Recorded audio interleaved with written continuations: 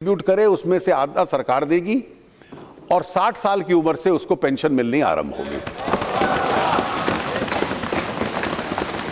The third social security scheme I wish to announce is the Pradhan Mantri Jeevan Jyoti Bima Yojana, which will cover the natural and accidental death risk of ₹2 lakhs.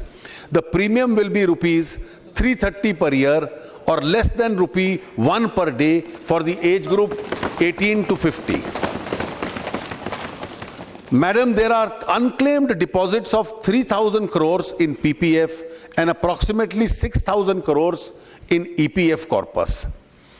I have proposed to create a senior citizens welfare fund in the finance bill for appropriation of these amounts to a corpus which will subsidize the premiums of the vulnerable groups such as old age pensioners, BPL cardholders, small and marginal farmers and others. A detailed scheme would be issued in March this year. Madam Speaker, with regard to the needs and the population of senior citizens in the country, which is now approximately 10.5 crores, out of which over 1 crore are above the age of 80, 70% live in rural areas and a large number are in the BPL category. A sizable percentage of them suffer from age-related disabilities. Ours is a society that venerates its elders. I therefore propose a new scheme for providing physical aids and assisted living devices for senior citizens living below the poverty line. In sum, these social security schemes reflect our commitment to utilize the Jan Dhan platform to ensure that no Indian citizen will have to worry about illness, accidents, or penury in old age. Being sensitive to the needs of the poor and underprivileged and the disadvantaged, the government also remains committed to the ongoing welfare schemes of the SCs, STs, and women. Despite serious constraints on union finances, allocations this year have been made as follows. SCs 30,851 crores, STs 19,980 crores, women 79,258 crores. An integrated education and livelihood scheme called Nai Manzil will be launched this year to enable minority youth who do not have formal school leaving certificate to obtain one and find a better employment. Further, to showcase civilizational and culture of the Parsis, the Government of India will support in 2015-16 an exhibition, The Everlasting Flame. The allocation of the Ministry of Minority Affairs is being protected. The BE for the year 2015-16 is 3738 crores. Infrastructure. Madam, this is no secret that the major slippage in the last decade has been on the infrastructure front. Our infrastructure does not match our growth ambitions. There is a pressing need to increase public investment. I have therefore increased outlays on both roads and gross budgetary support to the railways by 14,031 and ₹10,050 crores respectively. The capex of public sector units is expected to be 3,17,889 crores, an increase of approximately 80,844 crores over last year. In fact, all told, investment in infrastructure will go up by 70,000 crores in the year 15-16 over 14-15 from the Centre's fund and resources of the CPSEs. But madam, we need much more investment than adding 70,000 crores more. Secondly, I intend to establish a national investment and infrastructure fund which finds monies to ensure an annual flow of 20,000 crores to it. 20,000 is what the government will be giving. This will enable the trust to raise debt in terms, invest as equity in infrastructure finance companies like the IRFC and the NHB. The infrastructure finance companies can then leverage this extra equity many folds. Thirdly, I also intend to permit tax-free infrastructure bonds for projects in rail, road and irrigation. Fourthly, PPP model of infrastructure development has to be revisited and revitalized. The major issue involved in rebalancing of risk in infrastructure projects, the sovereign will have to bear a major part of the risk without, of course, absorbing it entirely. Fifth, I intend to establish in NITI an Atal Innovation Mission. AIM will be an innovation promotion platform involving academics, entrepreneurs, researchers, and draw upon national and international experiences to foster a culture of innovation, R&D and scientific research. The platform will also provide a network of world-class hubs and grand challenges for India. The initial sum of rupees 150 crore will be earmarked for this purpose. India has a well-regarded world-class IT industry with revenues of US 150 billion, over 100 billion exports, employing nearly 40 lakh people directly.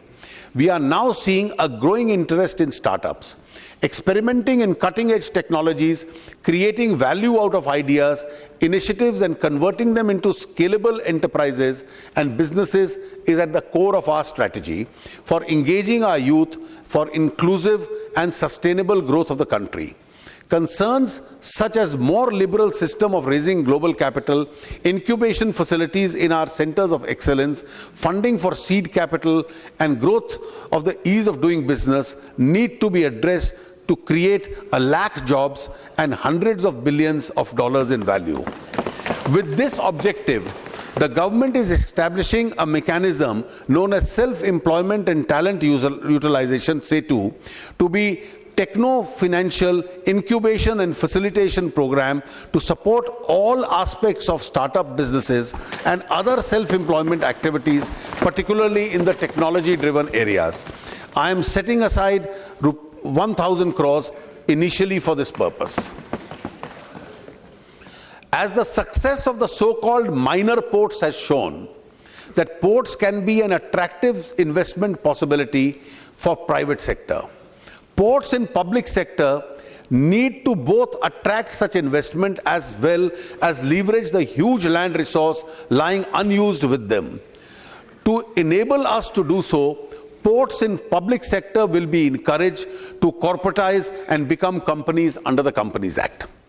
Madam Speaker, investors spend a large amount of time and resources in getting multiple permissions required. We aim towards ease of doing business.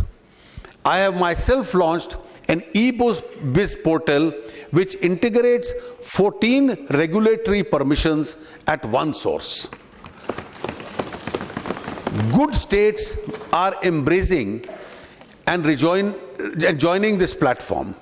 However, if we really want to create jobs, we have to make India an investment destination which permits the start of business in accordance with publicly stated guidelines and criteria. आज permissions में ही सालों साल लग जाते हैं, project शुरू नहीं होते. I intend to appoint an expert committee for the purpose to examine the possibility and prepare a draft legislation where the need for multiple prior permissions can be replaced with a pre-existing regulatory mechanism.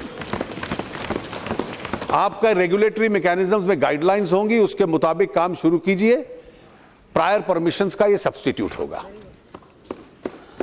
The government also proposes to set up 5 ultra mega power projects, each of 4,000 megawatts, and plug and play mode. All clearances and linkages will be in place before the project is awarded by a transparent auction system. This should unlock investment to the extent of rupees 1 lakh crore. The government would also consider similar plug-and-play projects in other infrastructure projects such as roads, ports, rails, airports, etc. I am happy to announce that the second unit of the Kudanakalam nuclear power station will be commissioned in the year 15-16. Madam Speaker, I hope to garner some additional resources during the year for tax buoyancy. If I am successful, then over and above what I have provided in the budget allocation, I will enhance the allocation to Manrega by 5,000 crores. Madam Saab, Khadke Saab बहुत प्रसन्न होंगे. This will make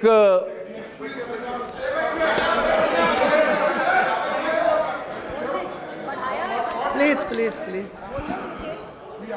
I am responding. Why you are so much worried? Madam, this will have two features. This will make this year's allocation the highest ever in Manrega, सबसे अधिक होगी, और उसके साथ साथ जो रूरल वेजेस कम हो रही हैं उसको बढ़ाने में भी ये लाभ देगी. I will further be allocating to the integrated child development scheme another 1,500 crores, to integrated child protection scheme another 500 crores, and to the Pradhan Mantri Krishi Sinchai Yojana another 3,000 crores, and an initial inflow of rupees 5,000 crores into the National Infrastructure Investment Fund, which I have just announced. Financial markets. One vital factor in promoting investment in India, including the infrastructure sector, is deepening of the Indian bond markets, which will have to bring at the same level as our world-class equity market. I intend to begin this process this year by setting up a public debt management agency which will bring both India's external borrowings and domestic debt under one roof. I also propose to merge the Forward Markets Commission with SEBI to strengthen the regulation of the commodity forward market and reduce wild speculation. Enabling legislation amending Government Securities Act and the RBI Act is proposed in the Finance Bill. Capital accounts controls is a policy rather than a regulatory matter. I propose to amend through the Finance Bill Section 6 of FEMA to clearly provide that control of capital flows as equity will be exercised by the government. A properly functioning capital market also requires proper consumer protection. I therefore propose to create a task force to establish a sector-neutral financial redressal agency that will give grievances against all financial service providers that will address. I am also glad to inform the House that the work assigned to the Task Force on Financial Data Management Center, Financial Sector Appellate Tribunal, the Resolution Corporation, the Public Debt Management Agency are progressing satisfactorily. We have also received a large number of suggestions from the Indian Financial Code, which are currently being reviewed by the Justice Sri Krishna Committee. I hope sooner than later to introduce the Indian Financial Code in Parliament for consideration. Madam Speaker, this is just the beginning. I have a vision of putting in place a direct tax regime which is internationally competitive on rates, is without exemptions, incentivizes savings, and does not realize tax from intermediaries. Such a direct regime would be matched by a modernized indirect tax regime we are putting in place by way of GST and will bring both greater transparency and greater investment. Madam Speaker, with regard to the dormant Employees Provident Fund accounts and the claim ratios of the ESI is too well known to be repeated here, it has been remarked that both EPF and ESI have hostages rather than clients. Further, the low-paid worker suffers deductions greater than better-paid workers in percentage terms. With respect to Employees Provident Fund, the employee needs to be provided with two options. Firstly, the employee may opt for EPF or for the new pension scheme. Secondly, for employees below a certain threshold of income, contributions to EPF should be optional without affecting or reducing the employer's contribution. With respect to ESI, the employee should have the option of choosing either ESI or health insurance product recognized by the IDRA.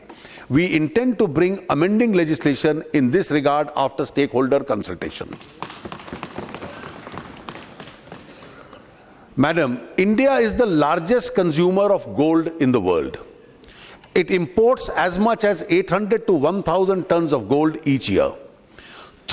Those stocks of gold are estimated to be over 20,000 tons. Mostly this gold is neither traded nor monetized. I propose the following. 1. Introduce a gold monetization scheme which will replace both the present gold deposit and gold metal loans. The new scheme will allow depositors of gold to earn interest in their metal account and jewelers to obtain loans in their metal account. Banks and other dealers would also be able to monetize this gold. 2. Develop an alternative financial asset, a sovereign gold bond, as an alternative to purchasing metal gold. The bond will carry a fixed rate of interest and also be redeemable in cash in terms of face value of gold at a time of redemption by the holder of bond. 3. Commence work on developing the Indian gold coin which carries the Ashoka Chakra on its face. Such an Indian gold coin would help to reduce the demand for coins minted outside India and also help to recycle the gold available in the country.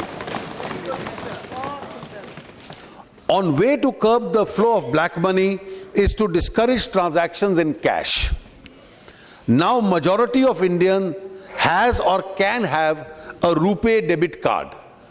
All Jan Dhan account holders have a RuPay debit card.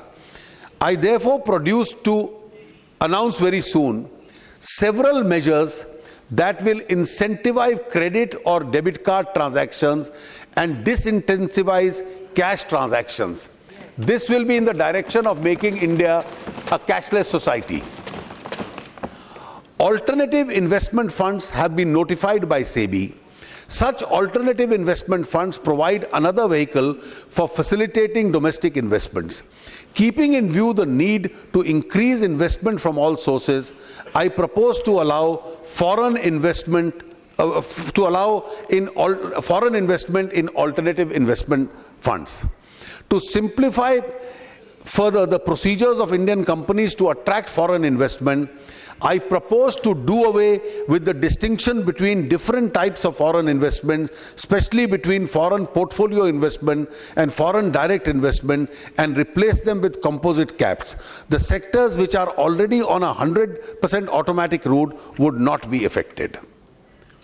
The Act East policy of the Government of India endeavors to cultivate extensive economic and strategic relations in Southeast Asia. In order to catalyze investment from private sector in this region, a project development company will, through separate special purpose vehicles, will set up manufacturing hubs in CMLV countries, namely Cambodia, Myanmar, Laos, and Vietnam. My government is committed to the safety and security of women. In order to support the programs of women security, advocacy and awareness, I have decided to provide another 1,000 crores to the Nirbhaya Fund. While India has 25 World Cultural Heritage Sites, their facilities are still deficient and require restoration, including landscape restoration, signage, interpretation, centers, parking, access for differently abled visitors. Amenities including securities, toilets, illumination, plans for benefiting communities and around them.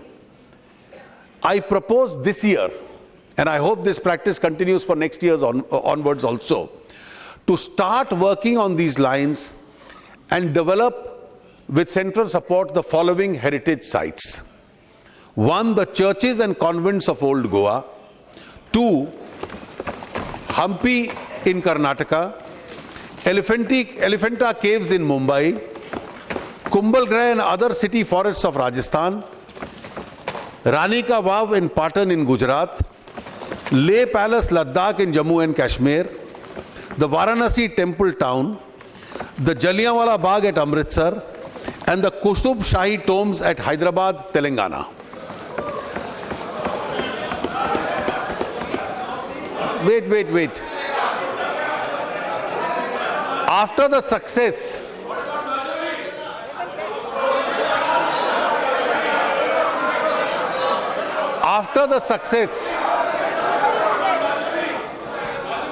Yes.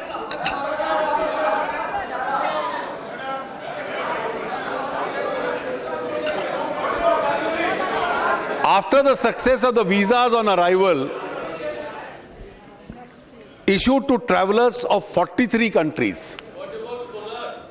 43 countries.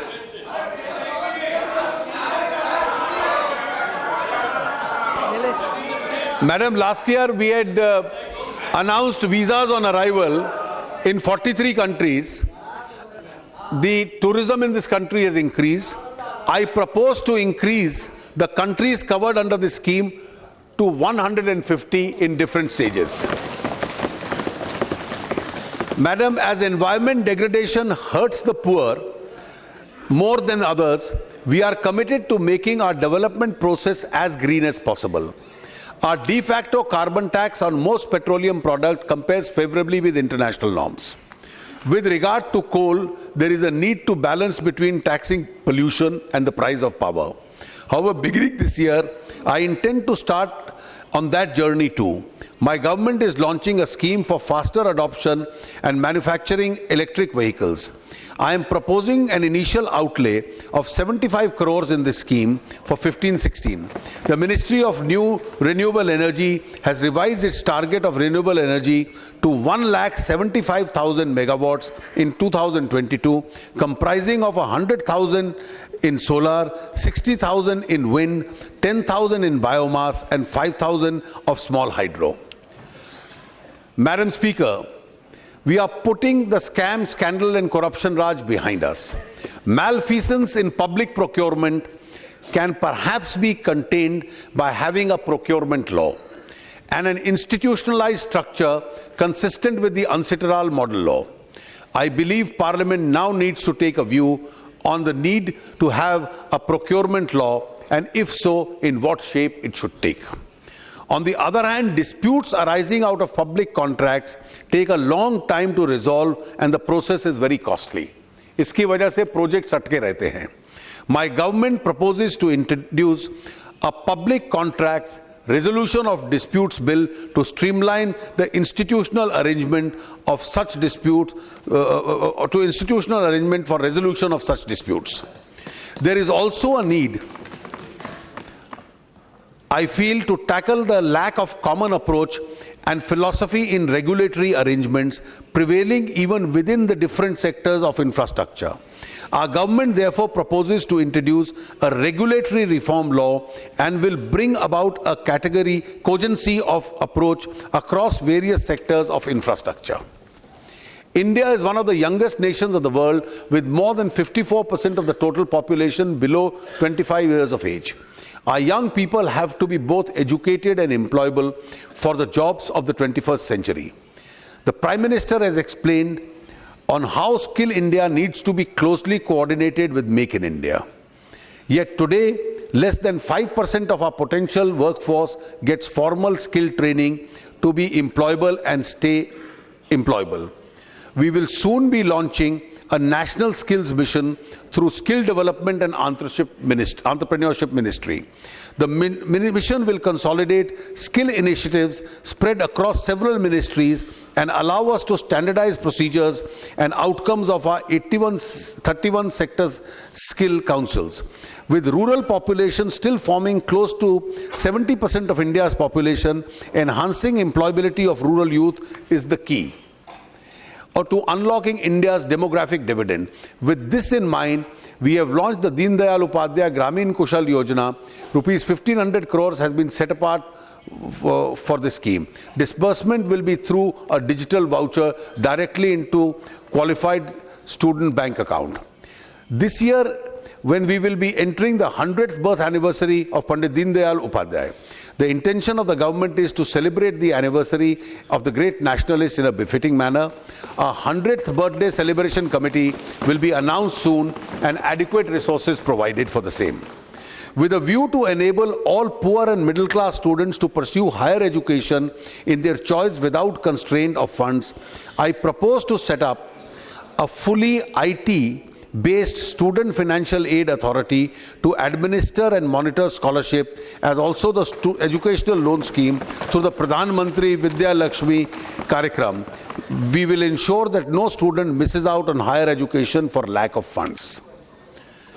Honorable members will remember that in the budget speech of July, I had indicated my intention to provide one major central institution to each state. Madam, इसमें कोई रह जाए तो साल के दौरान budget के बाद भी हम लोग कंसिडर कर लेंगे.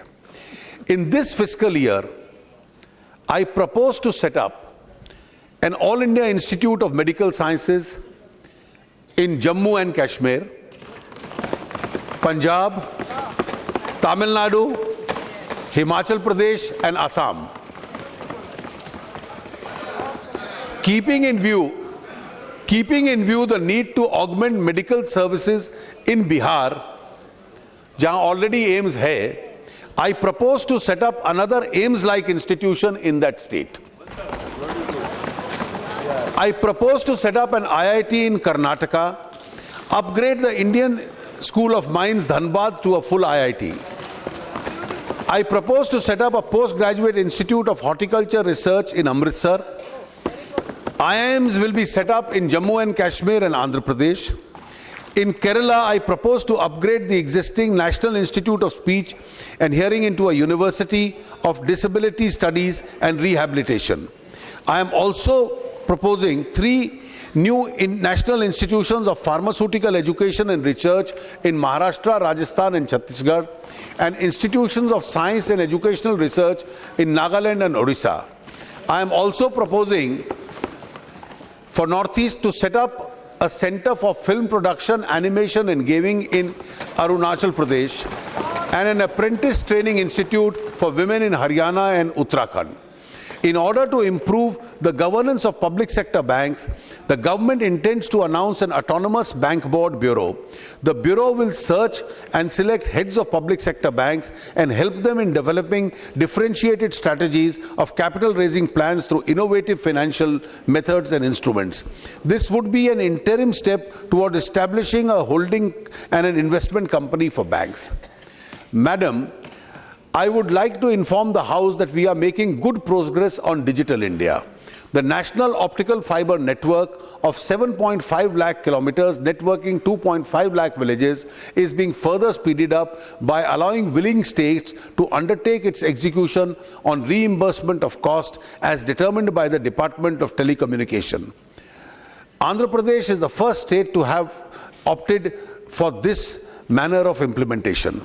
As members are aware, in making a recommendation, the Finance Commission has not distinguished between special category and other states. Moreover, both Bihar and West Bengal are going to be amongst the biggest beneficiaries of the recommendations of the Finance Commission. Yet, eastern states have to be given an opportunity to grow faster. This is what the Prime Minister reiterated even yesterday, that East needs an extra boost. I therefore propose to give similar special assistance to Bihar and West Bengal as has been provided in the case by the Government of India, as has been provided in the case of Andhra Pradesh. As regards Andhra Pradesh and Telangana, the government is committed to comply with all legal commitments to these states at the time of reorganization. In spite of large devolution of states to the states, which implies reduced fiscal space for the center, in the same proportion, we are committed to the welfare of the poor and neo-middle class. Keeping this in mind, adequate provision is being made for schemes for the poor and disadvantaged.